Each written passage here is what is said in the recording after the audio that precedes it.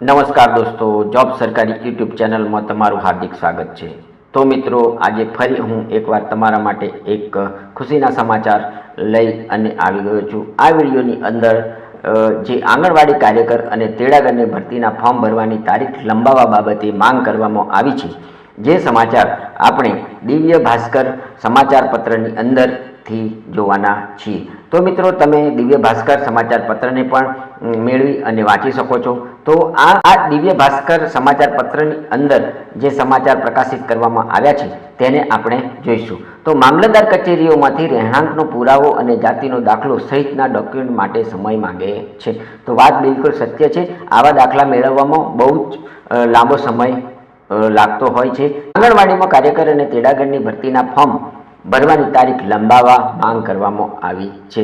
તો મિત્રો, એ વાત બી સાચી છે કે જો તારીખ લંબાવવામાં આવે તો ઘણા મિત્રો આ ફોર્મ ભરી શકે અને જે દાખલા મેળવવાના છે તે પણ સમય મર્યાદામાં મેળવી શકે।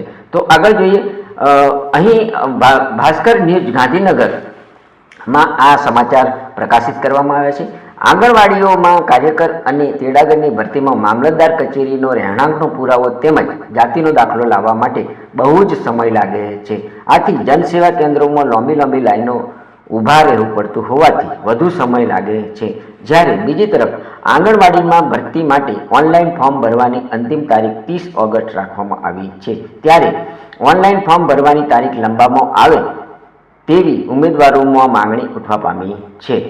રાજ્ય સરકારના મહિલા અને બાળ કલ્યાણ વિભાગ દ્વારા રાજ્યભરની આંગણવાડીઓમાં ખાલી પડેલી જગ્યાઓ ભરવામાં આવી રહી છે। તેના માટે નિયત લાયકાત ધરાવતા ઉમેદવારો પાસેથી ઓનલાઈન અરજીઓ મંગાવવામાં આવે છે। આંગણવાડીની ભરતીમાં ઉમેદવારો પાસેથી અલગ પ્રકારના ડોક્યુમેન્ટ માંગવામાં આવ્યા છે। તેમાં ઉમેદવારના રહેણાંકનો પુરાવો મામલતદાર કચેરીમાંથી લાવવાનો છે। તેવી જ રીતે જાતિનો દાખલો પણ મામલતદાર કચેરીમાંથી લાવવાનો છે। ઉમેદવારો પાસે મામલતદાર કચેરીમાંથી રહેણાંકનો દાખલો લાવવાનો હોવાથી હાલમાં જનસેવા કેન્દ્રોમાં દાખલો લેવા માટે ઉમેદવારોની લાંબી લાઈનો જોવા મળે છે।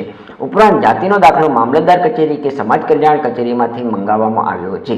આ બંને દાખલા કઢાવવા માટે વધુ સમય લાગે છે। આ ઉપરાંત જનસેવા કેન્દ્ર અને સમાજ કલ્યાણ કચેરીમાં દાખલો કઢાવવા માટે લાંબી લાઈનો લાગી છે। જ્યારે બીજી તરફ આંગણવાડી કાર્યકર અને તેડાગરની ભરતીમાં ઓનલાઈન ફોર્મ ભરવાની અંતિમ તારીખ 30 ઓગસ્ટ 2025 રાખવામાં આવી છે।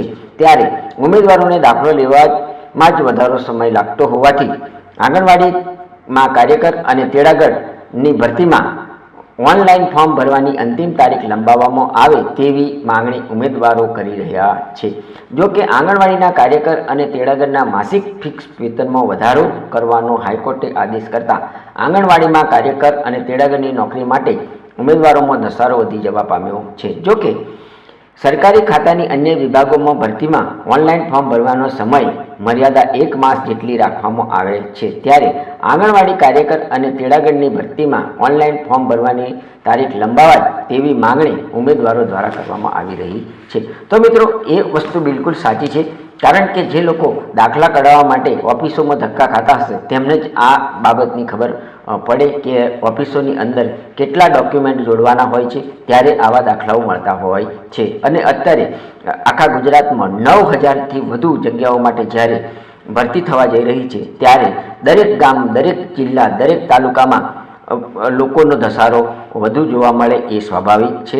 અને બીજું કે હાઈકોર્ટના હુકમ દ્વારા જે પગાર વધારાની વાત કરવામાં આવી છે અને આંગણવાડી કાર્યકર અને તેડાગરને કાયમી કરવાની જે વાત સરકારને કરવામાં આવી છે તે જોતાં લોકોમાં ફોર્મ ભરવાની ઘેલછા વધી છે।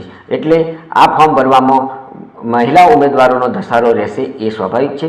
તો આપણે સરકારશ્રીને નમ્ર અરજ કરીએ કે આ ફોર્મ ભરવાની તારીખ લંબાવવામાં આવે અને બધા જ ઉમેદવારો જે લાયક ઉમેદવારો છે તેવા બધા ઉમેદવારો આ જગ્યાઓ પર ફોર્મ ભરે તેવી આશા રાખીએ। તો મિત્રો, આ વિડીયો તમને કેવો લાગ્યો? જો મારો આ વિડીયો સારો લાગ્યો હોય તો જોબ સરકારી યુટ્યુબ ચેનલને સબસ્ક્રાઈબ કરો, વિડીયોને લાઇક કરો અને તમારા મિત્રોને આ વિડીયો શેર કરો। બીજું કે તમે આ સમાચાર દિવ્ય ભાસ્કર ન્યૂઝમાંથી વાંચી શકો છો, એટલે તમે દિવ્ય ભાસ્કર સમાચાર ન્યૂઝને જરૂરથી વાંચો અને આ સમાચાર તમને તેમાંથી બી વાંચવા મળશે।